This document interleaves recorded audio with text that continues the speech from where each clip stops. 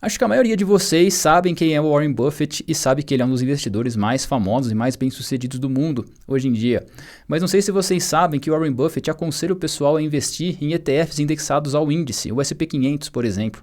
Porque ele fala que a maioria dos investidores que fizer stock picking, depois de pagar a taxa de administração e impostos, vai acabar perdendo para o índice, no fim das contas. Ele tem até uma frase famosa, eu vou até ler aqui para não correr o risco de falar errado, que ele fala o seguinte: se você não consegue vencer o jogo, é melhor se juntar a ele via fundos indexados.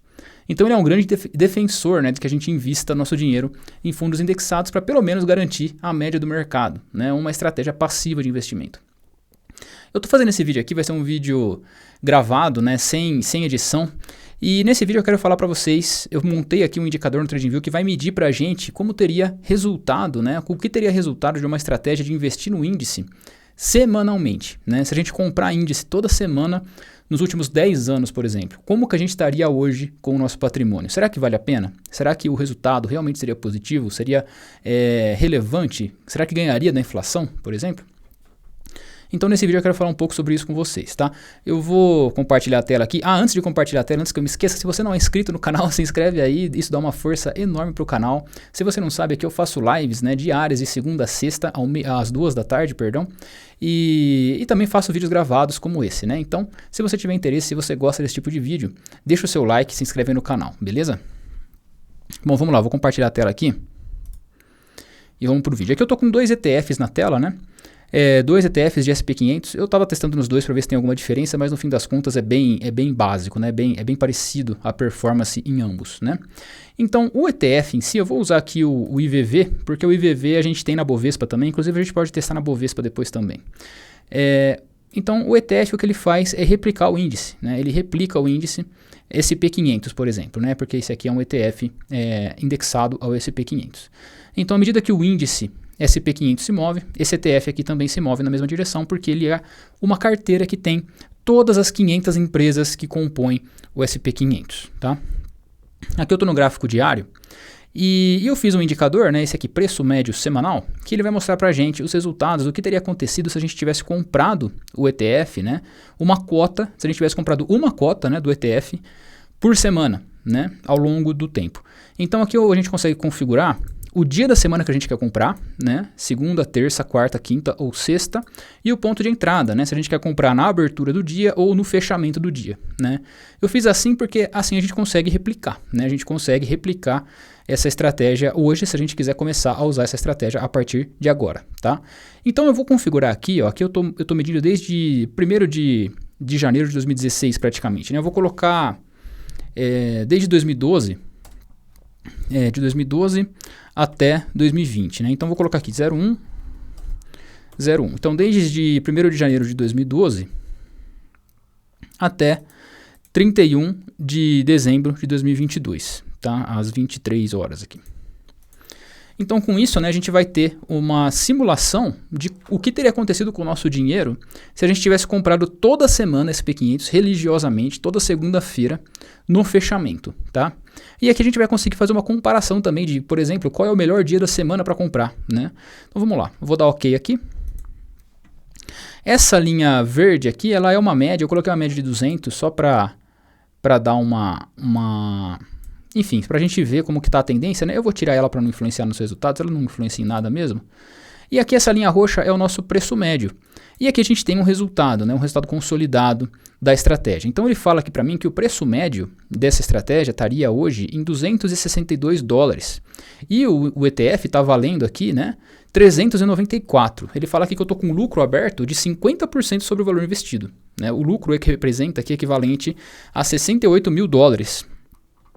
O número de aportes que eu fiz na estratégia seria de 519 aportes, né?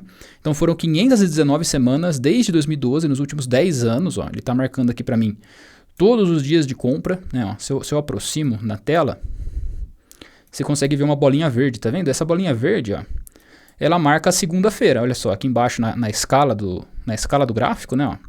Monday, dezembro 30, né, de 2013, por exemplo. Então ele está falando aqui, segunda-feira, 30 de dezembro de 2013, ele comprou.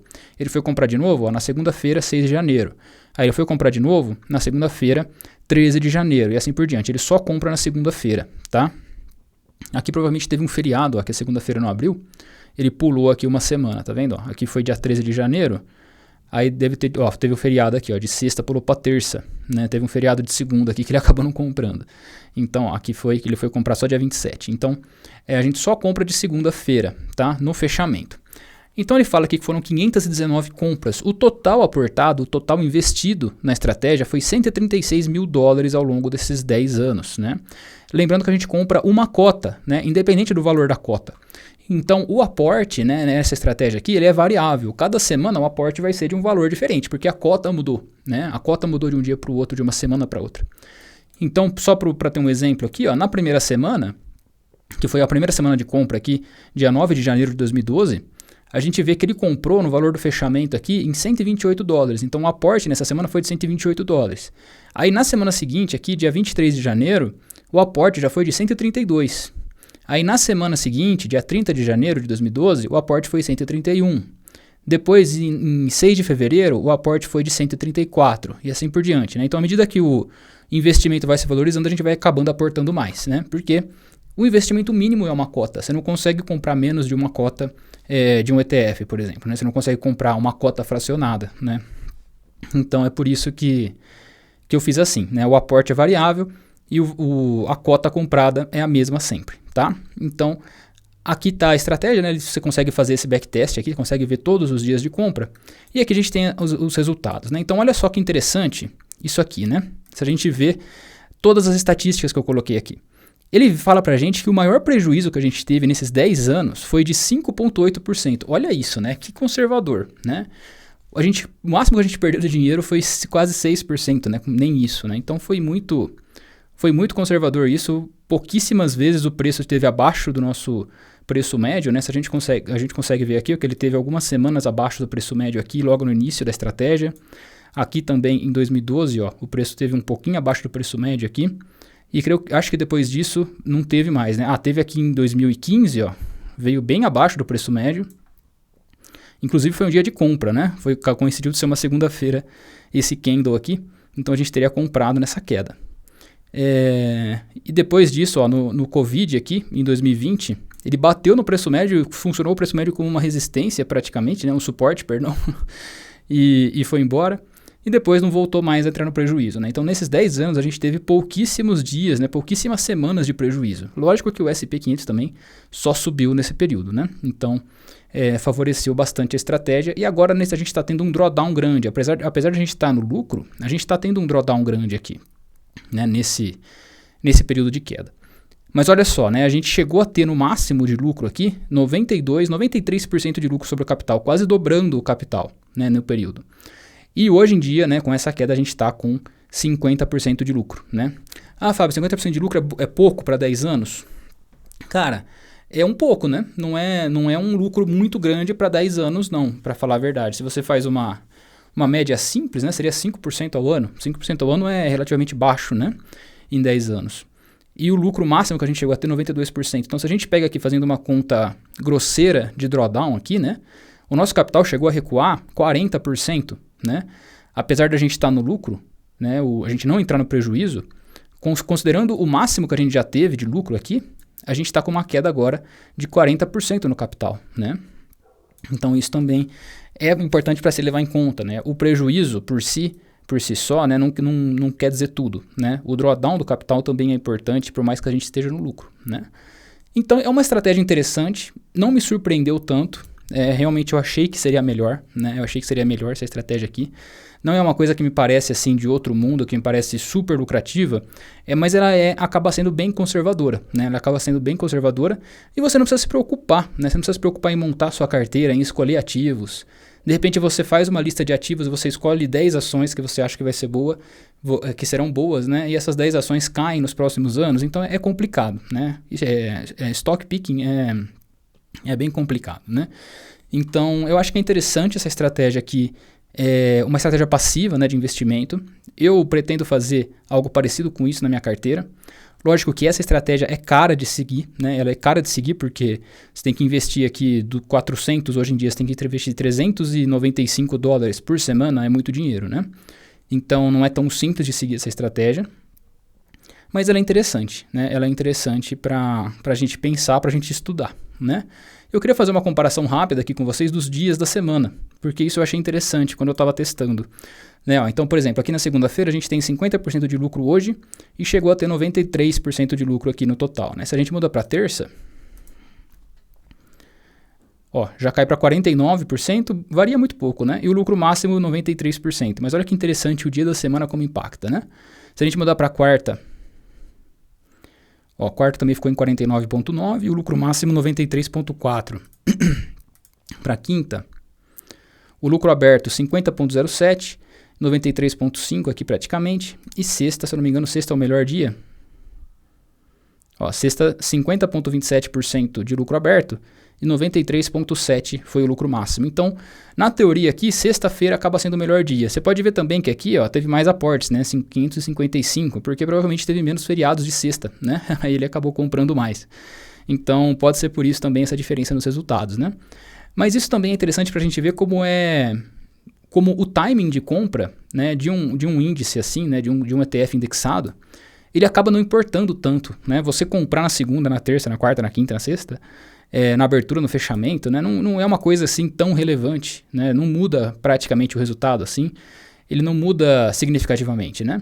Então isso também é uma coisa interessante para a gente notar e não se preocupar com isso, né? Não se preocupar, caramba, eu tinha colocado para comprar na segunda-feira e esqueci essa semana, aí eu vou ter que comprar na terça, estraguei a estratégia. Não estragou, né? Não vai mudar nada praticamente.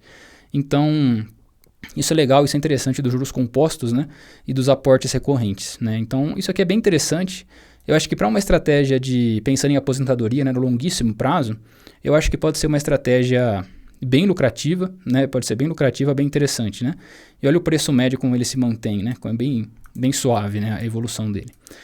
Agora acho que a gente pode também testar aqui o que teria acontecido se a gente tivesse começado a comprar nos últimos 5 anos, né, em vez dos últimos 10. Se eu colocar aqui 2017,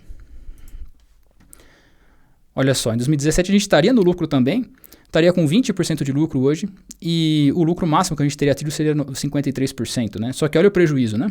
O prejuízo máximo que a gente chegou a ter foi 18% aqui. Então aqui já doeu bem mais, né? Se você começou a operar, a comprar o ETF nos últimos 5 anos. Então tudo isso é importante, é legal a gente testar para a gente ter uma noção de como as coisas são, né? Para a gente se preparar realmente, né? Porque a gente fala, vou seguir uma estratégia passiva, vou comprar índice toda semana. Cara, aí às vezes você acha que isso vai ser tranquilo, que isso vai ser suave, né? Mas olha só, né? Você chegou a perder 20% quase do seu dinheiro em determinado momento, né? Provavelmente foi aqui no Covid, né? Que foi esses 20% aqui de queda. Agora o cenário mais grave possível. O que teria acontecido se a gente tivesse começado a operar aqui no topo do bull run aqui, né? Em dezembro de 2021. Você decidiu começar a comprar, vamos supor que você virou o ano, né? Você quis começar a comprar em janeiro de 2020. 2022, perdão. Você decidiu comprar esse ano, né? 2022. Olha só, 51 aportes. Você estaria hoje em dia com 3,5% de prejuízo. E o lucro máximo que você teve foi 4,12%. Olha que legal isso, né? 2022 foi um dos piores anos da história do SP500, né? Quem acompanha aqui o canal vê que eu estou falando disso há um bom tempo. Foi um dos piores anos da história do SP500 2022. E mesmo assim a gente estaria só com 3,5% de prejuízo. Enquanto que a bolsa em si no período, vamos ver quanto que ela caiu, né? Quanto que o índice caiu nesse período aqui. Se a gente pega do topo até aqui, ó, 18%. Ele caiu 18%. Só que como você está fazendo aportes recorrentes semanais, né?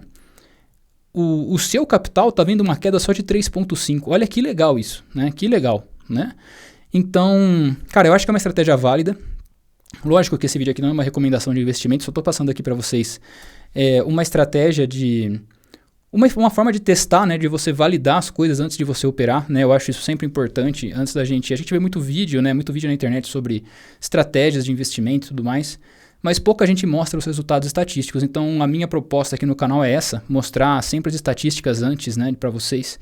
E então esse vídeo aqui foi uma ideia que eu tive, eu achei interessante, porque é uma estratégia que eu queria colocar em prática, mas eu nunca tinha visto resultados dela na prática, né? Então eu fiz a ferramenta que testa, né? Então tá aqui a ferramenta testando o que seria do nosso dinheiro se a gente tivesse comprado esse SP500 toda semana nos últimos 10 anos, no último ano ou nos últimos 5 anos, né? Eu achei bem interessante no fim das contas. Provavelmente eu vou colocar parte da minha carteira nisso, não sei se eu vou conseguir realmente executar no SP500, talvez um índice mais barato seja mais possível, né? Porque $400 por semana realmente eu não consigo. Beleza? Então, se você gostou desse tipo de vídeo, se inscreve no canal, dá essa força, o canal aqui está crescendo bastante. No canal eu falo muito sobre trade sistemático, sobre criptomoedas, tô falando também agora um pouco mais de investimentos tradicionais, da Bolsa de Valores dos Estados Unidos principalmente, vou falar sobre estratégias de trade para SP500, para ações da Bolsa, né? Se você quer abrir a sua conta na Interactive Brokers, que é a corretora que eu uso, eu vou deixar o link na descrição aqui para você usar, beleza? E é isso, não se esqueça de se inscrever no canal, deixa um comentário aí se você quiser conversar sobre isso, deixa seu like, e é isso, um abraço e até a próxima.